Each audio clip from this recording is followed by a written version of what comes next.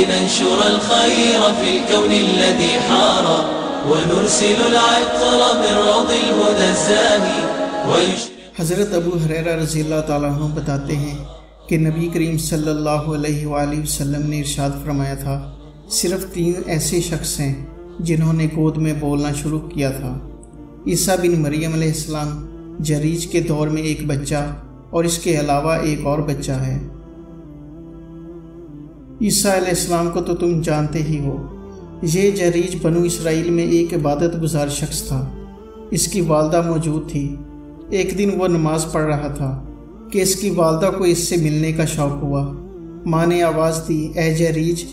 اس نے دل ہی دل میں کہا، نماز کا خیال کروں یا ماں کی طرف آؤں، اور پھر نماز شروع کر دی۔ ماں نے پھر بلایا تو اس نے دل میں وہی کہا اور پھر نماز شروع کر دی۔ ماں کو اس سے دھچکا سا لگا تو اس کے منہ سے یہ بددعا نکل گئی، الہی اسے زانیہ عورتوں کے چہرے دکھائے بغیر نہ مارنا۔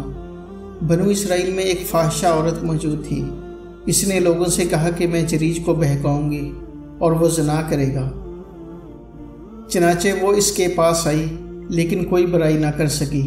وہاں ایک چرواہا تھا جو رات کو پناہ کی خاطر جریج کے کمرے کے پاس آتا تھا۔ جب وہ جریج سے مایوس ہو گئی تو اس چرواہے کو پھانس لیا۔ وہ اس سے ہم بستر ہوا، جس کے نتیجے میں ایک بچہ پیدا ہو گیا۔ اس نے کہنا شروع کر دیا کہ یہ جریج کا بچہ ہے۔ بنو اسرائیل جریج کے پاس آئے، اس کا کمرہ گرا دیا اور گالیاں دینے لگے۔ جریج نے نماز پڑھ کر دعا کی اور پھر اس بچے کو بلایا۔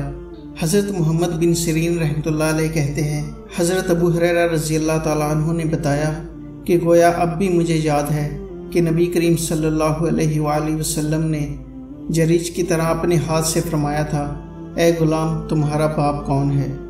چنانچہ اس نے کہا کہ میرا باپ چرواہا ہے۔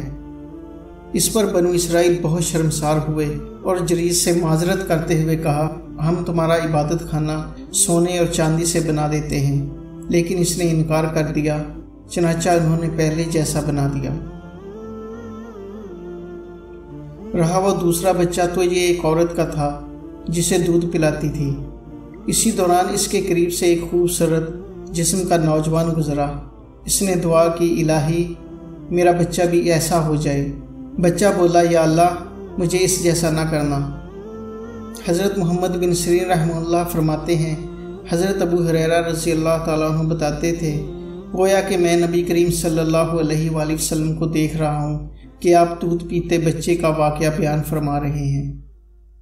اسی دوران وہاں سے ایک عورت گزری جس کے متعلق لوگ کہتے تھے کہ یہ چور ہے اور زانیہ ہے، نیز سزا یافتہ ہے۔ بچے کی ماں نے اسے دیکھ کر دعا کی کہ یا اللہ میرے بچے کو اس عورت جیسا نہ کرنا۔ اس پر وہ بچہ بولا کہ اے اللہ تو مجھے اس جیسا کر دے۔ ماں نے اپنے بیٹے سے اس کی وجہ پوچھی تو اس نے بتایا کہ وہ نوجوان تو ایک جابر و ظالم شخص تھا، اور یہ عورت جس کے بارے میں یہ کہا جاتا ہے کہ زانیہ ہے، زانیہ نہیں۔ لوگ کہتے ہیں کہ اس نے چوری کی تھی، لیکن یہ چور نہیں، یہ تو صرف یہ کہا کرتی ہے کہ حسبی اللہ، مجھے ہر معاملے میں اللہ کافی ہے۔ اس طرح کی مزید ویڈیوز دیکھنے کے لیے سبسکرائب کو کلک کر دیں اور ساتھ ہی بیل کے آئیکن کو بھی دبا دیں تاکہ ہماری ویڈیوز آپ تک پہنچتی رہیں۔ جزاک اللہ۔ اللہ اکبر، اللہ اللہ اللہ اکبر۔